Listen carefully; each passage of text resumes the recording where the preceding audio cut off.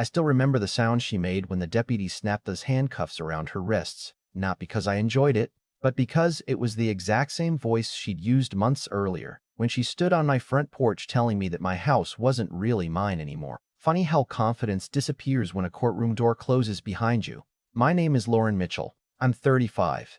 I write software for a healthcare company outside Scottsdale, Arizona. And until all of this happened, I honestly believe the worst thing an HOA could do was complain about weeds or send passive-aggressive emails about trash cans. Turns out I was spectacularly wrong. Looking back now, I can point to one ordinary Tuesday afternoon when everything changed, although at the time it just felt like another exhausting workday. I pulled into my driveway around 5:30 with a laptop bag over one shoulder, already thinking about what Ethan and I would make for dinner, and something immediately felt off. My front door wasn't completely closed, just barely open, maybe an inch. At first, I figured Ethan had forgotten to pull it shut before leaving for his evening shift at the sheriff's office. But then I noticed something that made my stomach tighten. The deadbolt wasn't mine.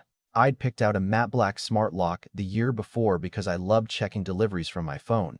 But now there was a cheap silver lock staring back at me like it had always belonged there. I stood frozen on the porch for a second, trying to convince myself there had to be a reasonable explanation. Maybe maintenance had mixed up houses. Maybe I was somehow standing in front of the wrong place after living there for 4 years. That's how the brain works when reality suddenly stops making sense. Then I stepped inside. Nothing looked overturned. The furniture was exactly where I'd left it. My grandmother's old rocking chair still sat by the window. The framed vacation photos were straight. Whoever had been inside wasn't looking for jewelry or electronics. They were looking for something specific. I walked straight to my home office almost without thinking, pulled open the bottom drawer of my filing cabinet, and my heart just dropped. Every folder containing my property records was gone. The original warranty deed my grandmother had carefully handed me when she transferred the house, the title insurance policy, the survey, closing paperwork, tax records. Everything related to ownership had vanished, while every useless instruction manual and utility bill remained perfectly organized. That's when panic finally hit. My hands were shaking so badly I almost dropped my phone opening the Ring app. I scrolled back through the afternoon recordings until I found movement at 1:12 p.m. A white SUV rolled into my driveway. Out stepped Monica Hale, president of the Desert Vista Community Association. Perfect makeup, white blazer, clipboard tucked under one arm like she was heading into another board meeting. She looked directly at my camera, smiled, then reached into her purse. She didn't force the door. She unlocked it. I replayed that part 5 times before I realized what she'd done. Someone had changed my lock before she arrived, and she already had the key. She walked inside like she owned the place. 14 minutes later, she walked back out, carrying a leather tote that looked noticeably fuller than when she'd entered. Before leaving, she taped an official HOA notice to my front door. I pulled it off and read it 3 times because I genuinely thought it had to be fake. According to Monica, I owed $6,400 in accumulated violations for repainting my front door a muted sage green instead of an approved color and refusing participation in the community security lock upgrade. It demanded payment within 30 days or the association would begin legal action against my property. I actually laughed once. One short disbelieving laugh, because the absurdity almost outweighed the fear. Then I remembered my missing documents. My laughter disappeared. I called Monica immediately. She answered on the second ring, sounding almost cheerful. "Lauren," she said, "I was wondering how long it'd take you." "Did you go inside my house?" I asked. Silence for about 2 seconds. Then she chuckled. "You really should focus on solving your compliance issues instead of asking questions that won't help you. My property records are gone. That's unfortunate. Did you take them?" Another pause. Then her voice changed completely. Calm, cold. "Sometimes adults learn expensive lessons. Pay the assessment. Cooperate with the association, and life gets much easier. Fight us. Well, paperwork has a funny way of disappearing." I felt every hair on my arm stand up. "You're threatening me." "No," she replied. "I'm explaining reality. Try proving anything without those little documents. Have a lovely evening." She hung up before I could answer. I just stood there staring at my phone until Ethan walked through the door about 20 minutes later. The moment he saw my face, he knew something was terribly wrong. I didn't even try to explain at first. I simply handed him my phone and pressed play on the Ring footage. He watched silently. We wound it once, then again. By the third viewing, I noticed something I'd missed completely. His jaw wasn't tightening because he was angry as my husband. It was tightening because he was looking at the video like a deputy sheriff watching evidence of a felony.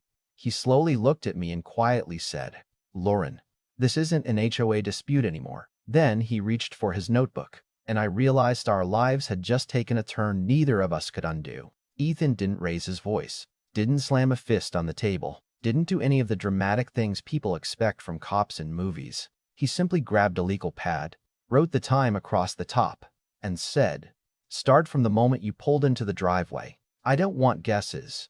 I want facts." That was one of the reasons I'd fallen in love with him. When my brain wanted to spiral, his automatically organized chaos into something useful. I walked him through every minute, from noticing the unfamiliar deadbolt to finding the empty filing cabinet and the phone call with Monica. When I finished, he looked back at the ring footage one more time, paused it on the frame where Monica smiled directly into the camera, and quietly muttered, "She knew she was being recorded." I frowned. Why would anyone do that? He leaned back in his chair. Because she either believes she's untouchable or she's been getting away with this for a long time. Those words stayed with me all night. I barely slept. Every creak in the house sounded different after someone had walked through it without permission. My home didn't feel like home anymore.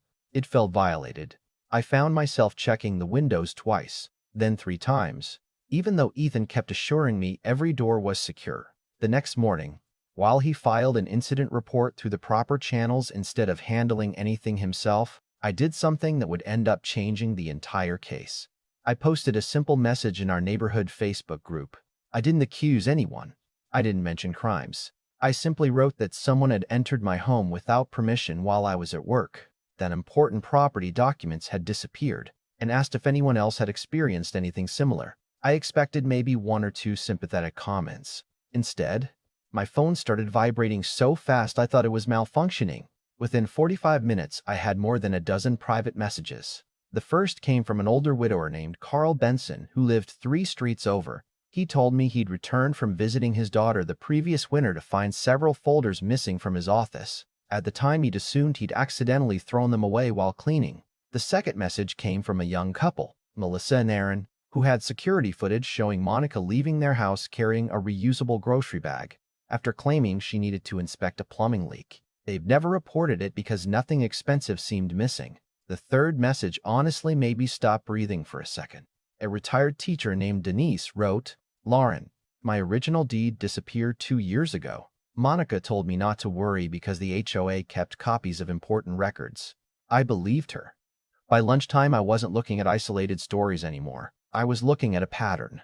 Ethan came home during his break, and together we spread printed screenshots across our dining room table until it looked less like a family home and more like a detective's workspace. Dates, addresses, camera images, text messages, similar conversations, similar threats, different families, same woman. "This isn't random," Ethan finally said. "She's collecting leverage." I kept staring at one particular screenshot from Melissa's camera. Monica looked so relaxed walking down their driveway that it almost made me angry all over again.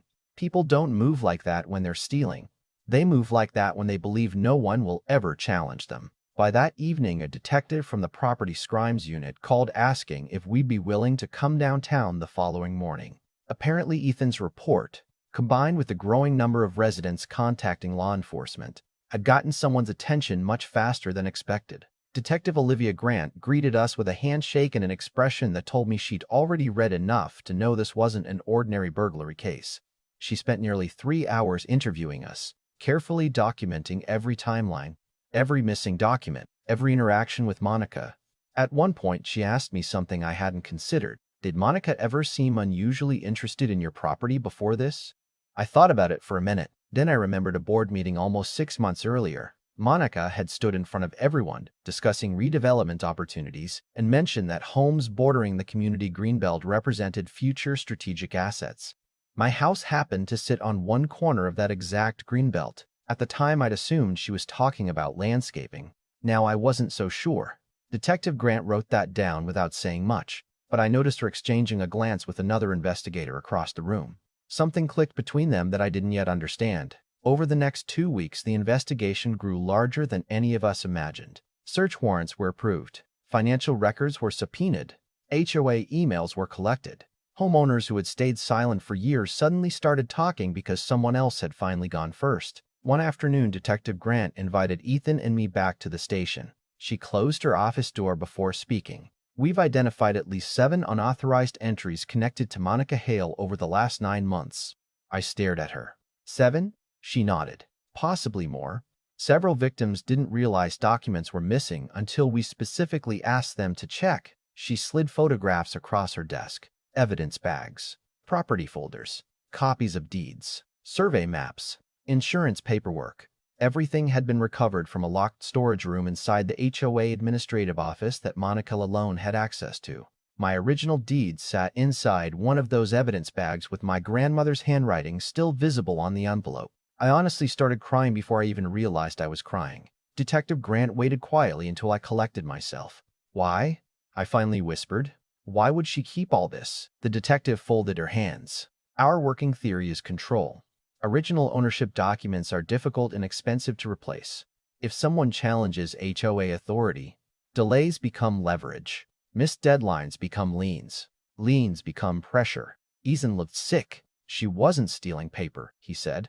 She was stealing people's ability to fight back. Exactly. That sentence summed up the entire investigation better than any legal report ever could. A few days later, another piece fell into place. Investigators discovered internal HOA emails where Monica repeatedly complained that older deed restrictions prevented the association from expanding certain enforcement powers over homes built before the community incorporated. Those older deeds included clauses protecting homeowners' rights to choose their own locks, exterior hardware, and in several cases even paint colors. My house was one of them. Monica hadn't fined me because I'd violated the rules. She fined me because she already knew the rules didn't apply. If my original deed disappeared, proving that exemption would become far more complicated. Suddenly, everything made sense. The lock replacement, the missing paperwork, the fake urgency. She hadn't acted impulsively. She planned every step. Then the indictments came down. 4 felony counts of residential burglary, multiple counts involving theft of legal instruments, fraud charges connected to knowingly issuing enforcement actions without legal authority, tampering with property records. News crews started showing up outside board meetings. Residents packed community hearings until people were standing along the walls. Board members who had spent years nodding silently beside Monica suddenly claimed they'd never known what she was doing. Funny how quickly loyalty disappears when subpoenas start arriving. Monica, meanwhile, refused to accept reality. Every time reporters approached her attorney's office, she'd walk past wearing designer sunglasses and the same polished smile she'd flashed at my Ring camera months earlier. To her lawyer, she called herself the victim of a coordinated smear campaign by disgruntled homeowners. According to her, everyone else was lying. Even after prosecutors disclosed surveillance videos, recovered property, financial records, and witness statements, she acted as though the truth would somehow bend around her confidence. Then her attorney quietly requested a plea negotiation. That caught everyone's attention. Rumors spread across the neighborhood faster than wildfire. Some people thought she'd avoid jail entirely. Others insisted wealthy defendants never faced real consequences. Even I started wondering if all this work would end with probation and a fine she could easily afford. Ethan tried to stay optimistic, but one evening while we sat on the back patio watching the Arizona sunset turn the mountains orange, he admitted something. Lauren, sometimes justice is slower and smaller than people expect. I nodded, staring at my coffee. I don't need revenge. I know. I just need someone to officially say she wasn't allowed to walk into my house.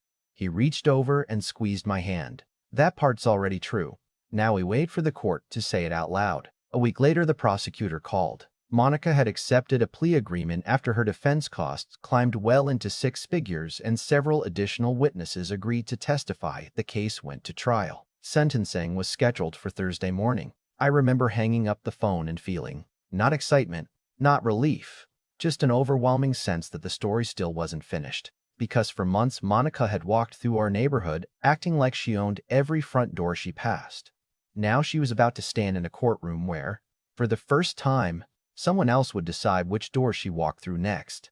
Thursday morning arrived with that strange kind of silence you only notice on days you know you'll remember for the rest of your life. Ethan and I drove to the Maricopa County Courthouse before sunrise. neither of us talking much during the trip.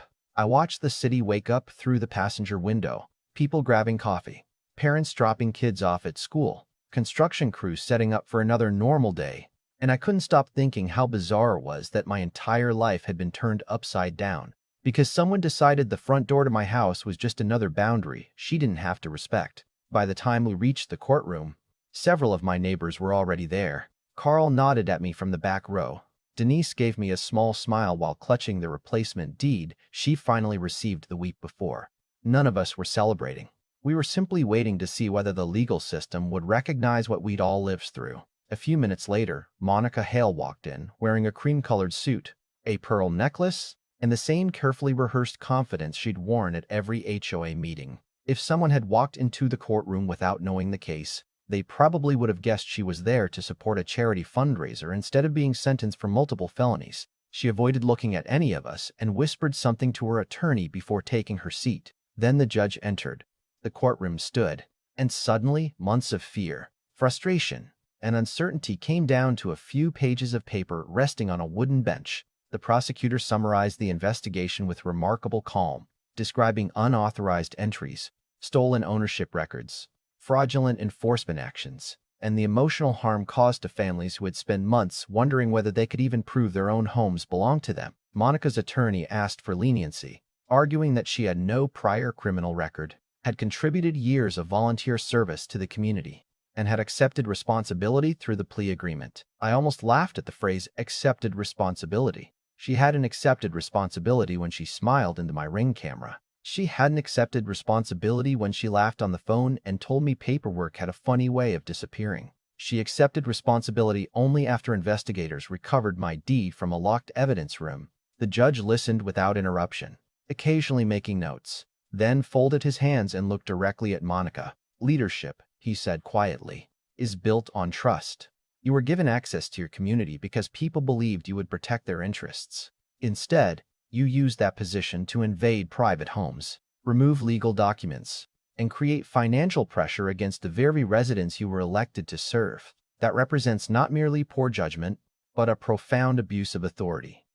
The room became so quiet I could hear someone shifting papers in the gallery behind me. Then the judge announced the sentence: 18 months in state custody, 3 years of supervised probation after release, full restitution to every identified victim. Monica's expression barely changed. I honestly think she believed she would still be allowed to leave the courthouse that morning. Then the judge delivered one final sentence that changed everything. The defendant is remanded into custody immediately. Monica blinked. Your Honor, she interrupted, sounding genuinely confused. I thought I would be allowed to surrender next week. The judge looked over his glasses. No, ma'am, you're leaving today. The courtroom seemed to freeze. For the first time since this nightmare began, the confidence disappeared from Monica's face. A bailiff stepped forward with handcuffs already in his hands. Monica looked desperately toward her attorney, then back at the judge. This isn't fair, she said, her voice cracking in a way I'd never heard before. I cooperated. Nobody answered. The bailiff calmly instructed her to stand. As he secured the handcuffs around her wrists, I noticed something almost surreal. Beside the defense table sat a large arrangement of white lilies left over from an earlier civil ceremony that had taken place in the same courtroom. Months earlier, Monica had smiled while walking into my home without permission.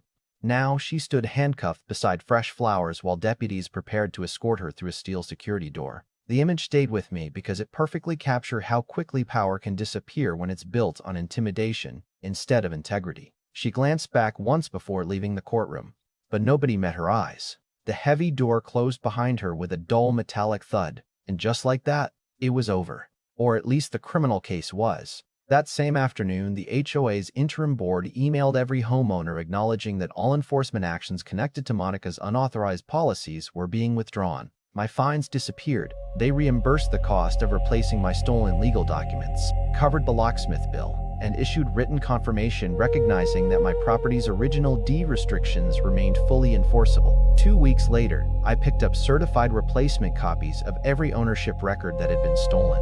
The first thing I did after getting home wasn't framing them or locking them away. I stood on my front porch with Ethan while installing a new smart lock that only we controlled. A few days later, I repainted my front door a rich, deep teal, Not because I wanted to make a statement, but because for the first time in months the color simply made me happy. Today my Ring camera mostly records delivery drivers, neighbors walking their dogs, and the occasional rabbit cutting across the yard before sunrise. Life has become wonderfully boring again, and after everything that happened, boring feels like a luxury. But every now and then I think about how close Monica came to getting away with it. If I hadn't checked my camera, if Ethan hadn't treated the footage like evidence instead of neighborhood drama, if my neighbors had stayed silent because they thought nobody would believe them, the story could have ended very differently. That's why I always tell people this wasn't just about one corrupt HOA president. It was about ordinary homeowners deciding they were done being intimidated. Now I'd really like to hear what you think. If someone in your neighborhood abused their authority the way Monica did, would you have trusted the legal system from the beginning?